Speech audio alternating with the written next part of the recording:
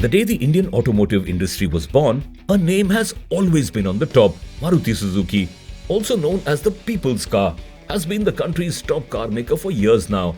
Almost every household at some point has owned a Maruti Suzuki car. However, as per the recent developments, Maruti should probably take a step that it hasn't taken since introducing the first people's car in 1983.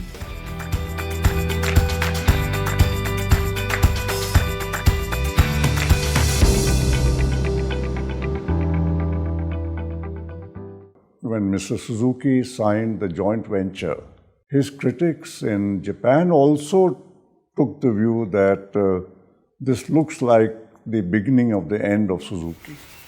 R.C. Bhargava, chairman of Maruti Suzuki, has never been afraid to express his opinions about the motor sector. Therefore, it came as no surprise to hear him mention the high auto taxes once more as the factors limiting India's automotive penetration.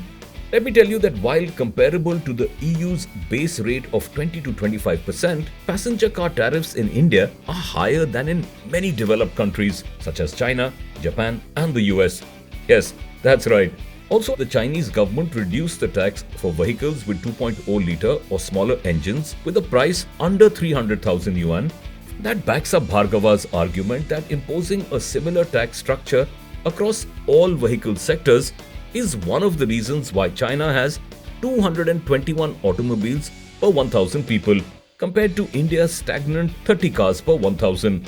The slowdown in demand for small cars, the category Maruti invented in India and used to gain its current 40% market share, must be of acute concern to the company. Studies have shown that the expansion of the auto industry is a metaphor for the nation's economic progress, especially given that it breeds a super industry, which includes computer chips, steel, iron, aluminium, plastic, glass, rubber, and other goods that it consumes voraciously.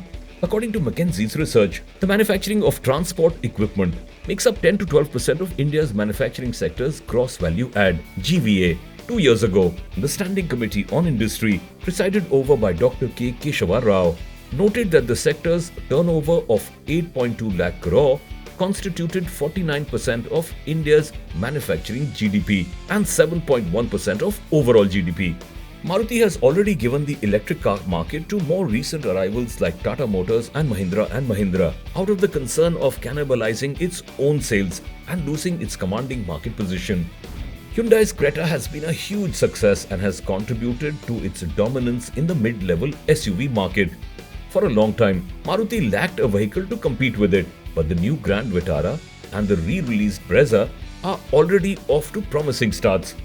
Maruti must exert more effort, even though it occupies and typically dominates every segment from entry-level to mid-size automobiles. Therefore, prospects exist for India's largest automaker to produce a cheap EV, a cost-effective but high-end SUV, or even a made-in-India vehicle that can compete with Mercedes and BMWs. However, perhaps the market leader in India should use its knowledge of the customer developed through 40 years of dominance by utilizing what management experts refer to as a blue ocean technique to generate new demand from an untapped market. Maruti should probably do something it hasn't done since it introduced the first people's car in 1983. It should create an entire new class of customers instead of mining the same set that it, along with other car manufacturers, is chasing.